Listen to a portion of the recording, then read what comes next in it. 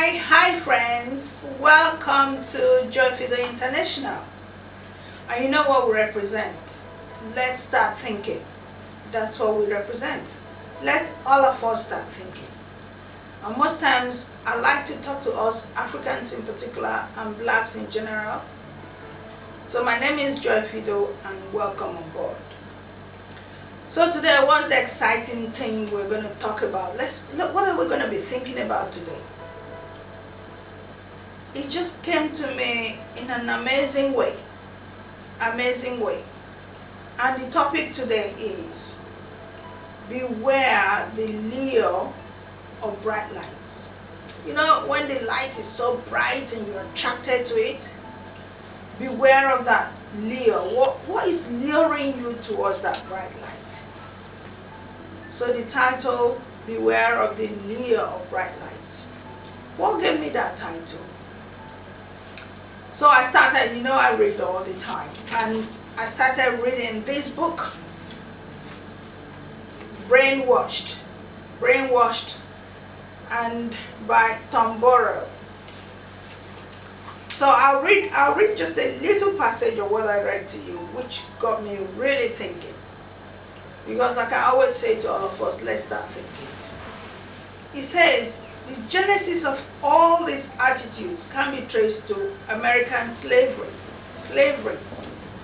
It was in America, in the land of the free, in quotes, land of the free, that the Africans were chained and branded, both physically and psychologically, as subhumans. Subhuman beast of burden. It was here that we were first indoctrinated with the idea that we were, in fact, not humans at all, but property. So I don't know if you got what I just read to you. It says, in this land of the free, America is what is quoted as land of the free. Everybody runs to America, chasing this American dream. Remember the title, Beware of Bright Lights? So America's got all the lights, razzmatazz, exciting, land of the free, land of dreams, opportunity for all. But it was in this land that Africans were chained and branded. They were branded, both physically and psychologically, as subhuman beast of burden. And it was here that we were first indoctrinated with the idea that we were, in fact, not humans at all, but property. Amazing reading this book. Brainwashed. He's challenging the myth of black inferiority. This is why my message focuses on us a lot. And I'm begging us to start thinking. But of course, you remember we started reading, I read this one too.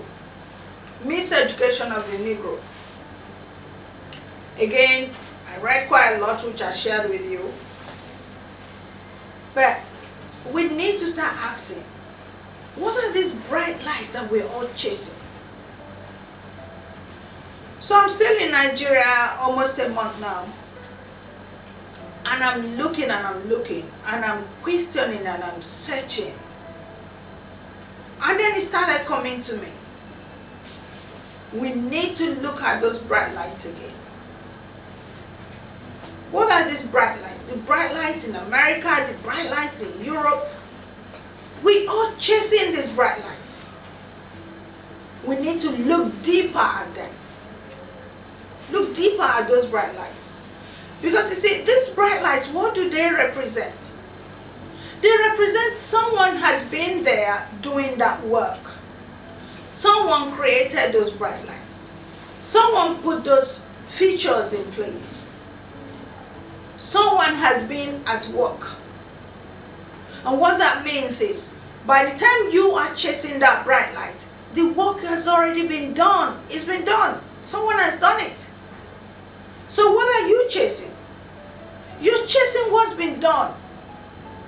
You're chasing a scenario where you don't have a say anymore. You cannot contribute anymore. And this is why you see us Africans, we chase these parts of the world, and then we feel uncomfortable, we feel inferior, we do not belong.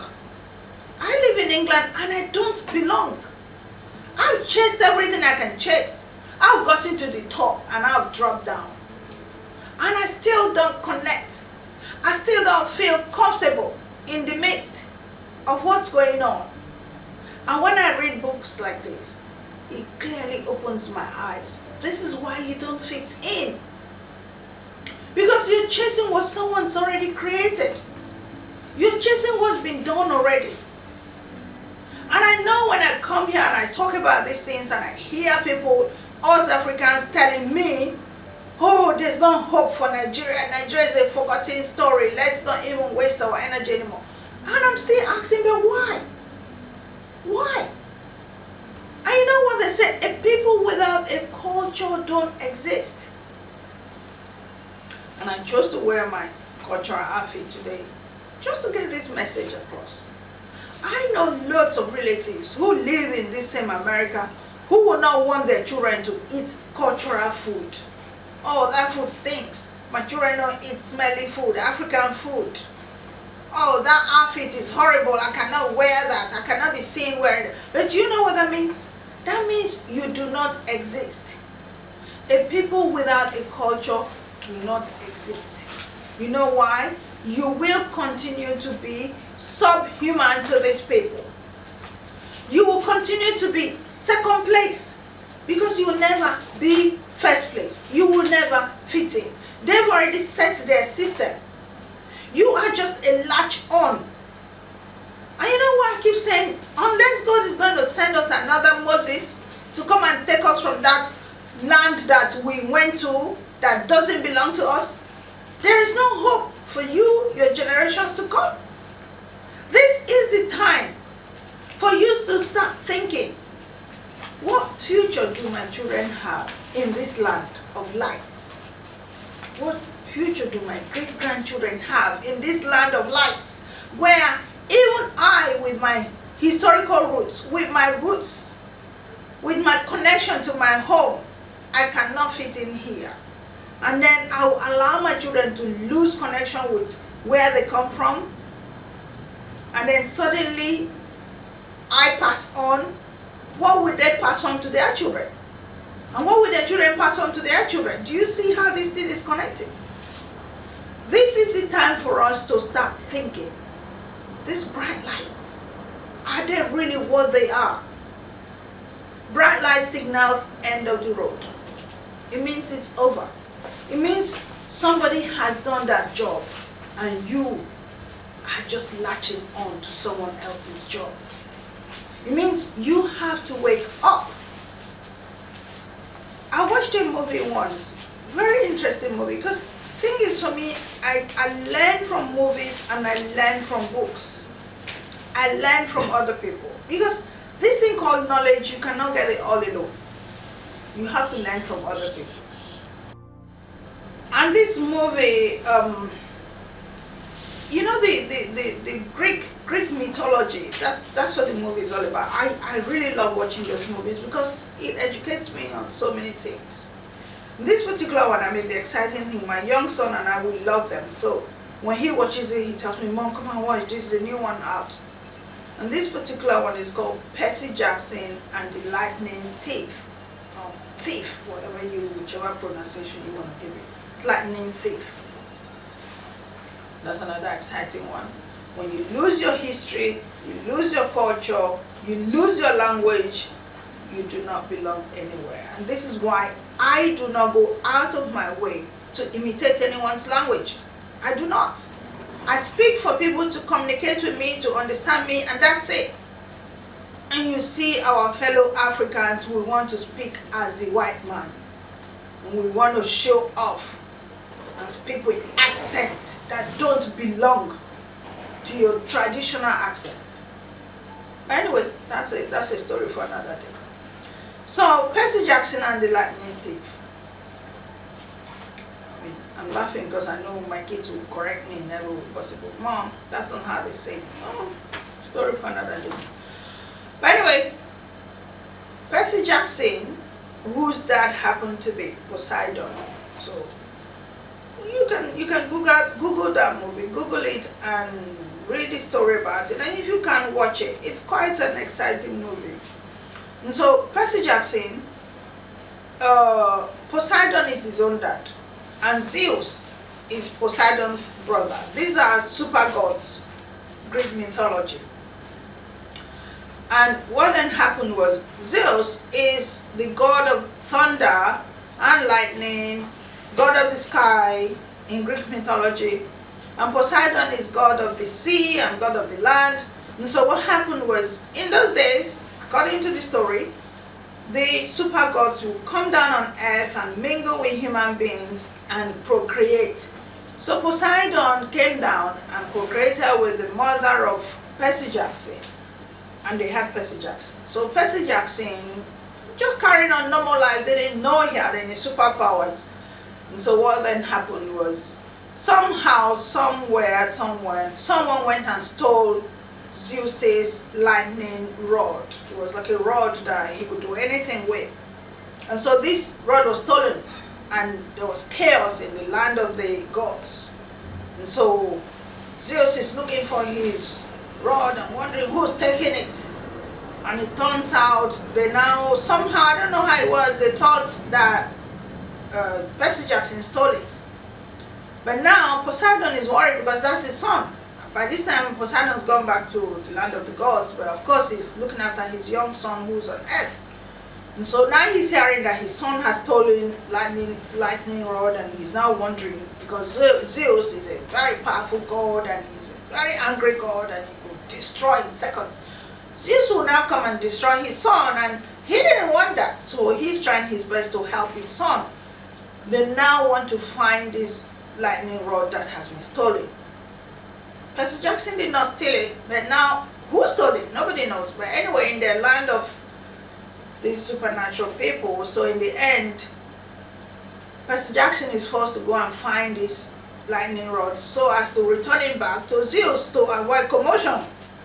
Because there's meant to be a crazy world war coming up now because all the gods are angry. Not to forget the land of the darkness or the underworld. There were three major brothers. My husband loves to call it the senior royals. I mean, in their world they had all the other smaller gods, but in the main world of these gods, these are the three major ones. There's the god of the underworld, the god of the land, and the god of skies. So now, God of the skies lost something. God of the underworld is sitting down there and excited. He was, because he knew that what will happen is there's going to be chaos, and then they're going to call on him, and he's another crazy one. He will add to the pressure and there'll be commotion. But anyway, so Poseidon wants to cut away all the pressure, the stress, or the pain, and he's not helping his son. So what he does is he speaks to his son, but his son will not physically see anybody, but he will hear things. So most times when the son is in battle and he's about to lose, the dad will tell him, do this, do this, do this, and he will do it and he will recover. So this particular time, they went to this particular place where they said, go there. They were now told to go and collect, I think, 5 different, it was like stones. I can't remember exactly what that was. And if they could get that, they could exchange it to get this lightning rod back from whoever stole it. And they ended up in, I think, which city did they end up in? Some city. I can't remember the exact city, but anyway, they ended up in this place. It was like all-night party. So they're partying continuously. And then in the party, you know how when you go to a party, they give you alcohol to drink. So they're just giving them this particular, it was called the rose flower. No, lotus flower. Lotus flower was the main drink. So they're applying everybody with lotus flower. Everywhere you go, they had all these beautiful girls, and they had the lotus flower on the tray, and they would just pass it on, and you just have, and you drink, and you eat, and life was sweet. But apparently, in that land, there was no end. It was a land of no end. There was no tomorrow. It was continuous existence, no tomorrow. no tomorrow, because the lotus flower intoxicates you that you do not know yesterday, today, or tomorrow. Is just consistent. So the plan, while Percy Jackson was struggling to try and find this some stone he was supposed to get from that place in order to add to the number of stones they found, so as to go and exchange it to get this lightning rod, he ended up in this place, and they were now plying him with this lotus flower, and he couldn't tell time. So he lost sense of time. In the meantime, in the land of the gods, there's war already brewing, waiting for, because Zeus have given them time. If I don't see this lightning rod by XYZ date, that's a world war, whatever. So, but Percy Jackson is in this land that has no time. So he lost sense of time. But guess what happened? As his dad was working so hard to make sure this thing not happening, dad started speaking to him. Beware of the lotus flower. Do not eat it. Do not eat the lotus flower. So he looks around, and of course he's not seeing anybody, but he's hearing this in his, in his mind or in his head. So he stops. And the minute he stopped, because it was all orchestrated, so these people now realize that he had suddenly realized the sense of time. And so clearly they were going to kill them there, but of course he didn't die because his dad was helping him out. And so the people who came with him, because there were 3 of them who were on this chase, and they finally escaped this land of lotus flower. But see, that's the message. Beware of the lotus flower. Because if you find yourself in these Western worlds, and you are so excited with the lights and the bright roads, the bright lights and the paved tarmacs and the beautiful roads and the water flowing 24/7, and you are excited, that's your lotus flower. That is your lotus flower. Because you have lost touch of time, and so when you hear anything about where you come from, you don't want to listen anymore. I don't want to ever go back to that country again. It's a land of the dead. Nobody exists there. It's dead people. They don't hear da da da da da. But see, that's the next message that comes to you. The next message is, look deeper than the darkness. Look deeper than the darkness. The darkness that you think you see in Africa, look deeper than that. Now, what does that darkness mean to me? It means nobody is doing anything. It means it is an opportunity for you and I to come and change that scenario. The same way these people created these paved lands and created this electricity and this water. That's the same opportunity you and I have today to come back to Africa and make a difference to our people. That's the big message today. That's why we have to be careful of that lure of the lotus flower, the lure of the bright lights. Because if nobody stood in Dubai to create the amazing oasis that we're seeing today, the imagined beaches that never existed, none of the beaches in Dubai were created by God. It's all man-made. All those fancy airports you see, man created them. Same thing with the America we're looking at. Same thing with the US, the UK we're looking at. Man created these things. But now we are seeing our Africa in darkness. And yes, there are people who don't listen. We have leaders who are deaf. Yes, I agree. I'm not going to argue with you on that. But see, that creates an opportunity for you and I. I live in the UK until today. Theresa May writes in the newspapers. All of them write. And they write and express their opinion about whatever is going on. And people read it. It's in the news. Today, Mrs. May wrote in The Guardian and said so and so and so.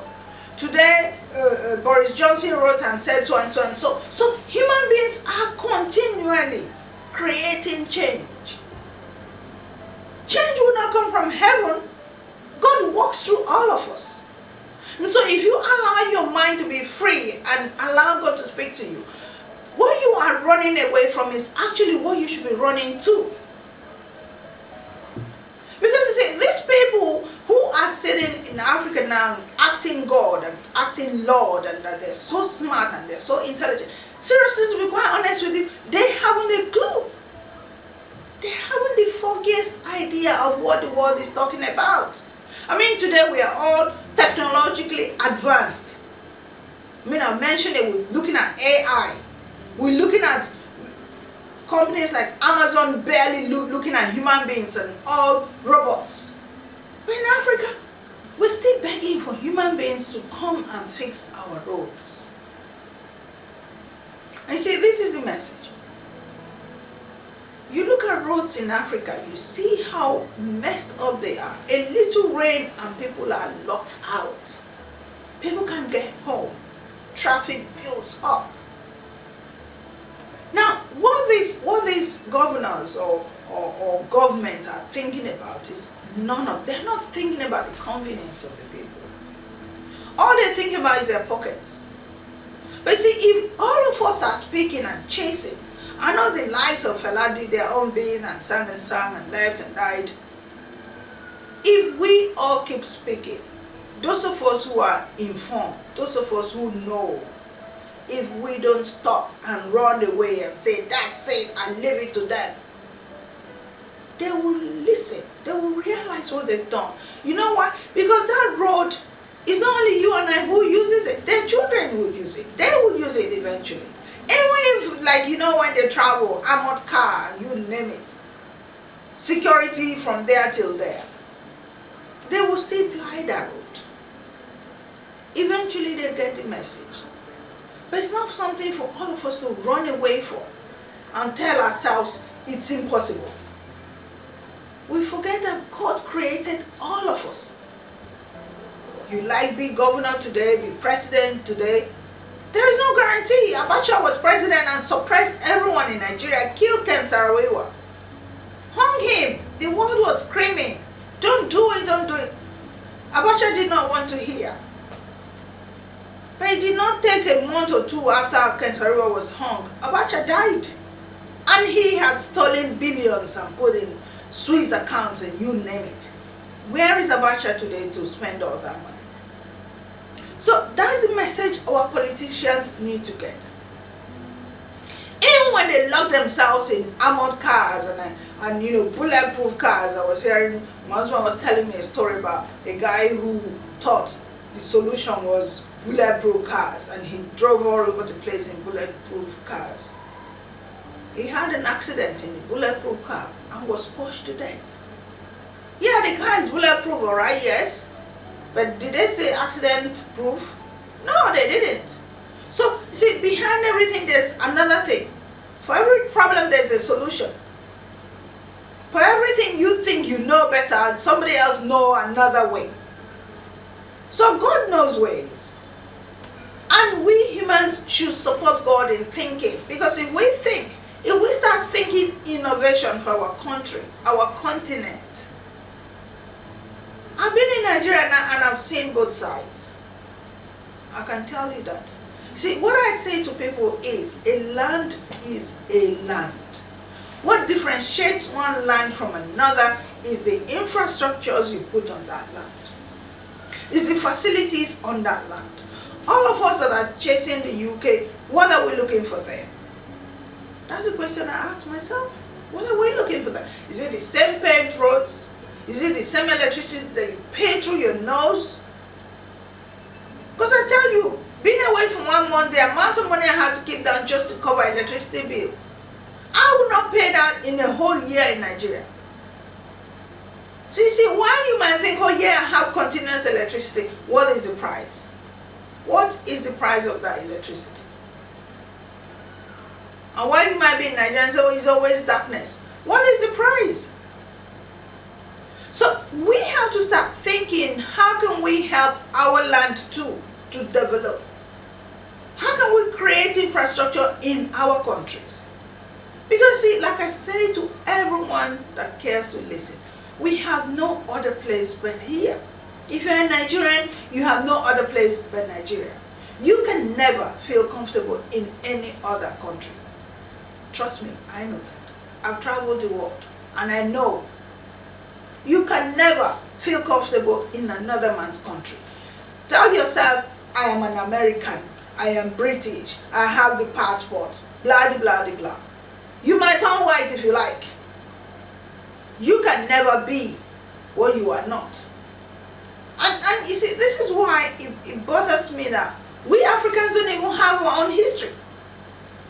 That's why I started with a people without a culture have no, they don't exist. A people without history do not exist. What's our history? What was it like before slavery happened in Africa? What was it like? How many of us know? How many of us can trace our roots?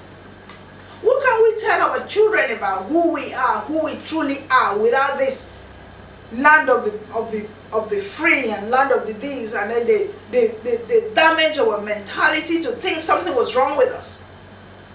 Africa existed before slavery happened. Africans were strong people. They used to say a giant in the sun. That's Africa.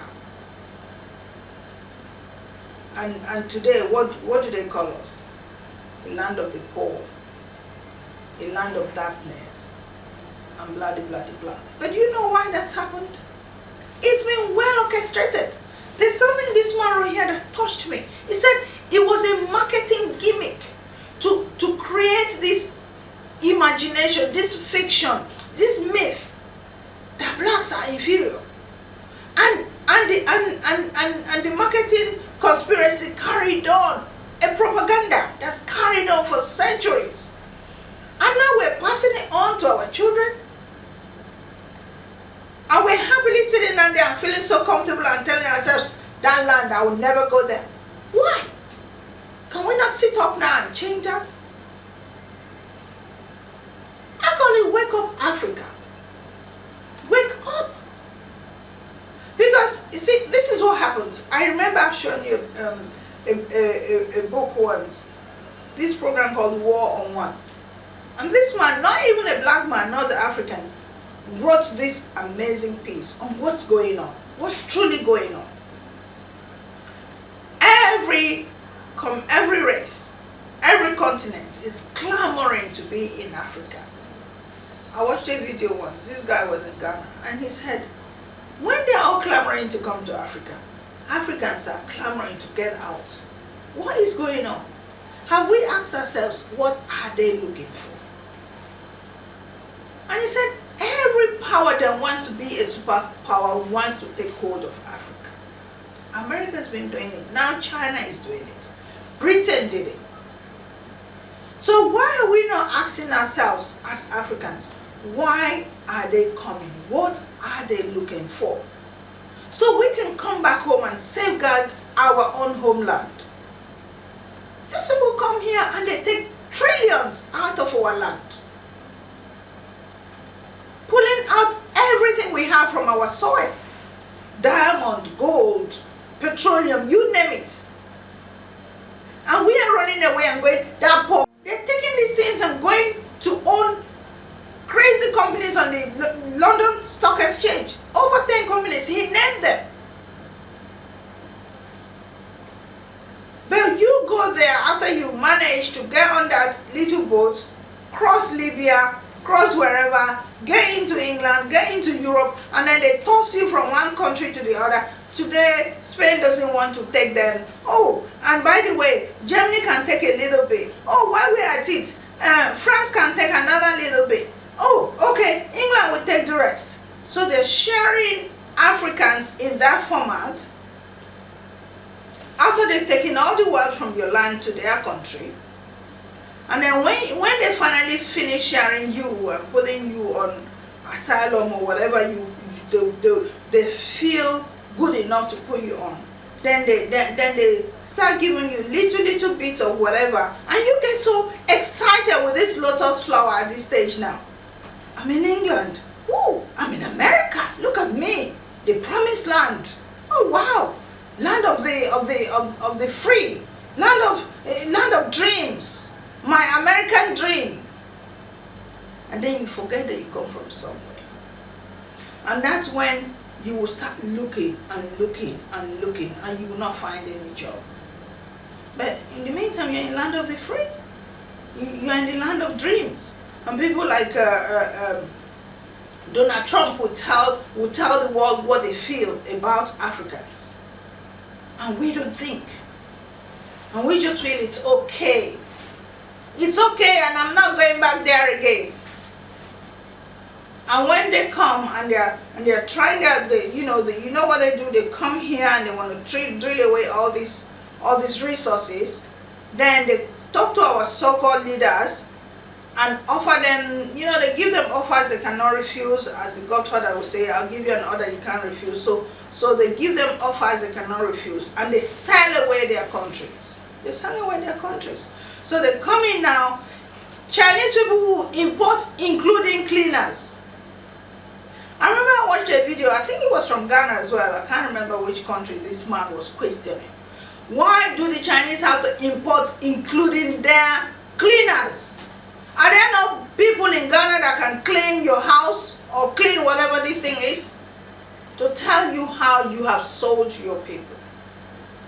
You cannot go anywhere in England and start drilling anything. You cannot even own a property and own the land that it's on. You might lie to yourself, I have a home, because you're paying mortgage. And the day you don't pay that mortgage, they take the land, the house away from you. And that's just the house, not the land. The land belongs to the queen. But in the meantime, you're lying to yourself, I live in England and I have a house. Oh yeah? But in the meantime, they've come to your country and they've drilled everything away without paying even any duty. They don't pay any tax on it.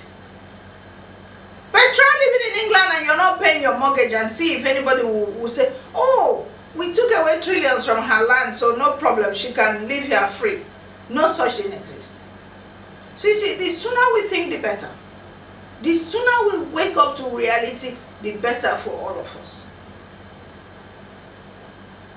Because the bigger message I want to give all of us to start waking up to is, I was talking about culture. If people without culture don't exist. Look at the Indians. This was one of the things, if you bother to look into the history of Gandhi, Gandhi put his foot down and said his people should stop wearing anything that is not of their culture. And watch the Indians. They value their culture to the last detail. I went to an event once, and this great-grandmother was at this event. She came with her 9-year-old grandson. And as they were speaking at the event, this 9-year-old grandson is interpreting that message to the grandmother in their language. And I'm thinking, what is going on? Well, apparently they told the coordinators that, oh, grandmother doesn't understand English, so this great-grandson or grandson is coming to speak to grandmother in that language. So this young boy could speak Indian language as well as English. A young grandson of 9-year-old at an event for adults. But they allowed him in because he had a role to play to interpret to the grandmother. But I'm telling you, we Africans, my native Ogoni land, you see husband and wife, both from Ogoni, Kana, speak Kana language, but their children cannot even speak Kana. How is that possible? If people without a culture don't exist, how can you talk to that child if anything is going on and you want to just speak language to your child? How? Your own child, both parents from Kana, cannot speak one Kana language. And you say to yourself, we speak American language, we're Americans, we speak Americans. What is that? What is that? You are a lost people. That's what it is. And I keep praying, God has to send Moses back down to come and save his people. Because now, by the time you are gone, that child has no history. No history. A people without culture don't exist. Dr. Africa says it in all his books and all his talks. Research Dr. Africa on YouTube. He talks about it. Culture is the first place. If you want to destroy a people, destroy their culture. The minute you lost touch with your culture, you're already lost. The minute you lost touch with your language, you're already lost. Because now you remain second best. You remain subservient to somebody else. Because you have to speak that person's language in order to exist. You have to eat that person's food in order to exist. You don't know your own people's food. And in my course, culture is not anything. You don't go to school to learn culture. Culture is learned at home. You teach your child your culture. Your child teaches their child the culture. And that's how culture is passed on. But now we live in a generation where we think we should be ashamed of our own culture. Because we've been brainwashed, as Tambura says. Brainwashed. We think we're doing something great when we disown our own. When we alienate ourselves from who we really are. But anyway, the bigger message has been shared. Beware of the lure of bright lights. And look deeper than those darkness that you're seeing in Africa. Look deeper. The bigger message here is, it is an opportunity for you and I to come and contribute, to come and make an impact, to come and give something to our people who are ignorant of what is going on. That's what that darkness represents. It represents virgin land, waiting for you to come and give something to. So I'm hoping I've been able to share some message with you today. I'm hoping I've given you something to think about, because I really want us to start thinking. I want us to wake up to the reality of what life is. I want us to understand that all those bright lights we're seeing in the Western world and the rest of them is not all. You know how they say all that glitters is not gold? All that bright light is not necessarily help. It's not necessarily development. It's not necessarily growth. It just means bright lights. That's it. It's not giving you a chance to grow. It means the end of the road. That's what it is. I know people who left this country, are in England, and have not developed 1 inch since they left. Because we know, those of us who live there, we know how tough things can be. And when you're put against the wall, there's nowhere else to go. And for some people, they feel so embarrassed they can't go back home and say, listen, I've seen differently. No, they would rather die there. But for people like me, no, I would rather not die there. I would rather come back home and deal with what I see and do something about what I see and contribute to what I see. So I'm hoping I've been able to give you realities of the times. Because being here within this 1 month I've seen the great sides of Nigeria. And yes, I've seen the horrible sides. But it's for us to do something about both sides so we can make things easier on everybody. So I hope to see you in the next video. Thank you so much for watching. And please share this video with your friends, especially us Nigerians and Africans, so we start thinking of making an impact in our community.